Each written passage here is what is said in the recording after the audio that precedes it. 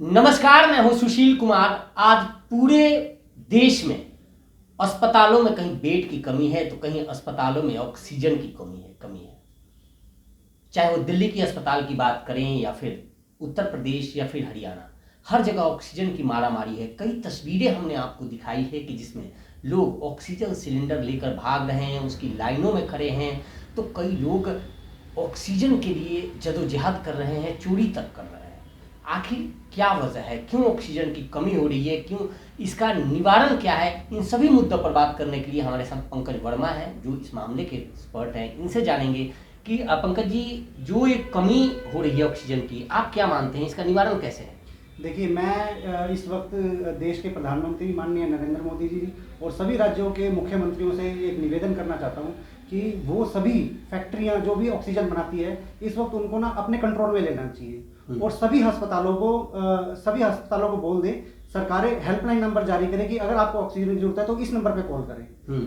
और सरकार वहाँ पे आईएएस स्तर के अधिकारियों की ड्यूटी लगाए जो सभी अस्पतालों से रिक्वायरमेंट ले कि आपके यहाँ पे कितनी ऑक्सीजन की जरूरत है, और सरकारें उन फैक्ट्रियों से तुरंत प्रभाव से जितने अस्पतालों को जितनी जितनी ऑक्सीजन की जरूरत है और वहाँ पे सप्लाई करें। नहीं, कई जगहों पे कल ही हमने देखा कि गृह मंत्रालय ने, केंद्र सरकार ने एक आदेश भी जारी किया है कि कोई भी ऑक्सीजन लेकर गाड़ी जा रही है तो उसको रोकी ना जाए या उसमें किसी तरह की विघ्न बाधा ना हो, उसको आने जाने के लिए रूट क्लियर होना चाहिए। अगर कोई करता है तो एसपी और डीएम पर कार्रवाई होगी। ये भी बात सामने आ गई। ये बात मान ली है, मगर अस्पताल को ऑक्सीजन चाहिए, ठीक है, वो किसके पास जाए? वो फैक्ट्री वालों को बोलेंगे।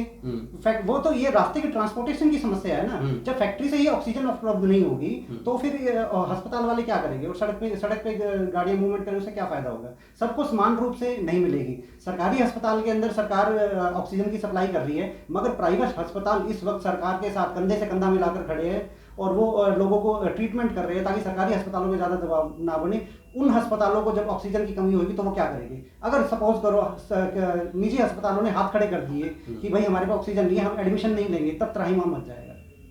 तो सरकार को इसके ऊपर ना बड़ा ख्याल रखना चाहिए। मैं फिर एक बार प्रधानमंत्री नरेंद्र मोदी जी और सभी राज्यों के मुख्यमंत्री से निवेदन करना चाहता हूं कि वो ऑक्सीजन के लिए रिक्वायरमेंट के लिए एक हेल्पलाइन नंबर जारी करें, सभी फैक्ट्रियों को अपने कंट्रोल में लें और जहां पे जितनी रिक्वायरमेंट है और वहां पे तुरंत प्रभाव से अपनी सरकारी गाड़ियों से एयरलिफ्ट करके या किसी भी तरह से, जैसे एम्बुलेंस को रास्ता देता है वैसे उन गाड़ियों को रास्ता देकर तुरंत प्रभाव से सप्लाई दी जाए। कई ऐसे लोग हैं जो इस ऑक्सीजन की सप्लाई में लगे हुए हैं, अस्पतालों में सेवा कर रहे हैं, पहुंचा रहे हैं, लेकिन अभी भी बहुत सारे ऐसे लोग हैं जो सक्षम हैं, जो चाहें तो लोगों की मदद कर सकते हैं, परंतु वो बाहर नहीं आते। कई समाजसेवी संस्थाएं हैं जो कहने के लिए तो बहुत सारी दिखावा करती थी, लेकिन आज वो कहीं ना कहीं छुपे हुए हैं। देखिए, ये जो इस तरह के जो समाजसेवी लोग होते हैं ना, इनकी मंशा सिर्फ भविष्य में राजनीति में आने की होती है। उनको राजनीति सेवा इसलिए दिखानी होती है ताकि वो लोगों के मन में अपने एक सॉफ्ट कॉर्नर बना सके और राजनीति में जा सके।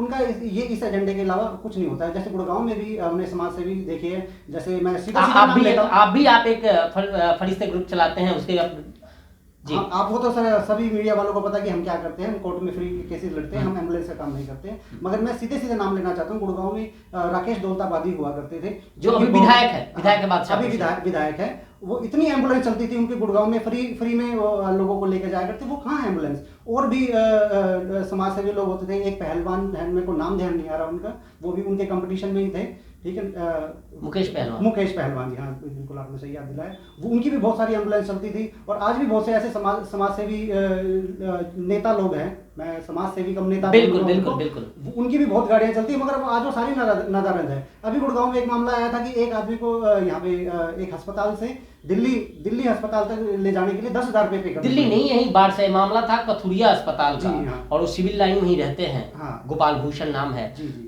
मेरे पास जानकारी भी आई थी, फेसबुक के माध्यम से जानकारी आई थी। यहाँ से बाढ़सा जो यही बगल में है, वहाँ मुश्किल से मुझे लग रहा है कि 10 किलोमीटर की दूरी नहीं होगी, उसके लिए 10,000 रुपए उन्हें पे करना पड़ेगा। आप क्या अपील करेंगे इन समाज सेवी संस्थाओं से? चूंकि प्रधानमंत्री से आपने अपील की है, अब इन लोगों से भी कुछ अपील करना चाहेंगे? मैं इन लोगों से अपील करना चाहूंगी, वो सारे अपनी जो गाड़ियां हैं, अगर उनको टेम्परेरी एम्बुलेंस में कन्वर्ट कर सकते हैं तो अपने कोई एक ड्राइवर की ड्यूटियां लगा के जो कोरोना वॉरियर बन के इसमें सेवा करना चाहते हैं, तो उनको वो अपनी गाड़ियां उपलब्ध कराएं, ताकि लोगों को बुरा मत मानिएगा, जो लाशें हैं उनको भी ले जाने में लोग कतराते हैं शमशान घाट तक ले जाने में, ताकि वो अपने जो भी गुजर गए हैं कोविड की वजह से वो शमशान घाट तक ले जा सके, और जो मरीज क्रिटिकल कंडीशन है उनको अस्पताल पहुंचाया जाए। जी बिल्कुल, जिससे सहायता मिल सके। आपको बता दें कि जिस तरह से कोरोना महामारी से देश जूझ रहा है, हम सब लड़ रहे हैं, और ऐसे में ज़रूरत उन समाज सेवियों से भी है जो लोग अपने घरों में हैं, वो निकलें, और जिस तरह से उन्होंने सेवा की है पहले, आज उनकी सेवा की आवश्यकता है। प्रवासी एक्सप्रेस भी आपसे अपील करता है कि अगर आप सक्षम हैं और कहीं ना कहीं सेवा भाव आपके दिल में है, तो आप जरूर अपने घरों से निकलकर इन लोगों की, इन ज़रूरतमंदों की सेवा करें, इन और पुण्य कमाएं।